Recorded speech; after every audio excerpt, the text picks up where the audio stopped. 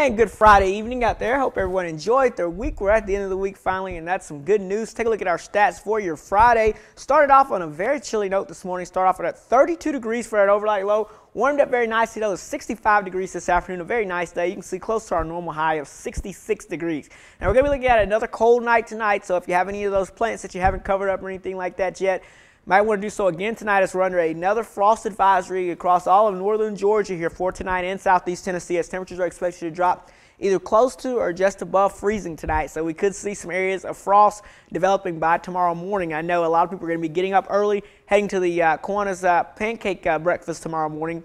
Keep that in mind that you may be eating outside in some pretty cold air, so definitely want to bundle up tomorrow morning. Areas of frost again very likely tonight, which is why the frost advisory has been issued out there. More sunshine will be continuing though as we head towards the weekend, which will be some good news. We will notice rain chances increasing though as we head towards your Tuesday.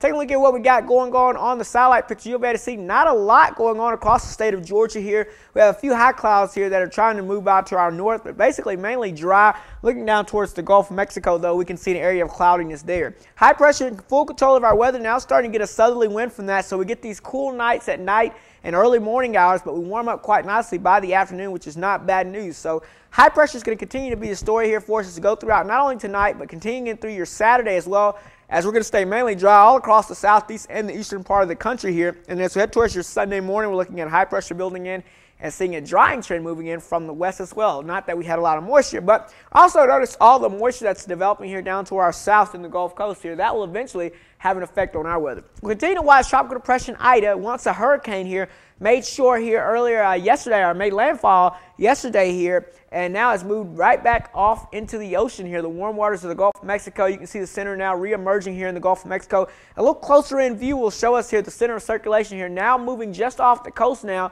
and heading up towards the north here. This thing is expected to head into the Gulf of Mexico, but as you can see here, as it re-strengthens back into a tropical storm, expected to move into the Gulf of Mexico and then turn back towards the north and towards the east, and eventually possibly could have its sights set on areas in Florida as well, but it should be weakened by that time as we're not looking at the very warm water still around us. So if there is any good news, that's some good news. Now around here, we're going to be watching rain developing back to our south and west on Monday, and eventually that moves in as that low pressure moves north of us here by Tuesday, giving us a good chance of rain moving back into the area. But until that time, tonight we're looking at clear skies and cold, 35 degrees here in the city, 67 degrees for your Saturday, sunny skies here. The temperatures will rebound nicely by the afternoon up into the mid to upper 60s there with that southerly wind coming in on the backside of that high pressure. And then over the next 7 days, we're looking at clouds increasing on Monday, a chance of rain moving in late Monday, and especially on Tuesday, rain looks pretty likely before drying out by Wednesday, and into the next week looks also pretty nice and dry as well, with temperatures for highs into the 60s and lows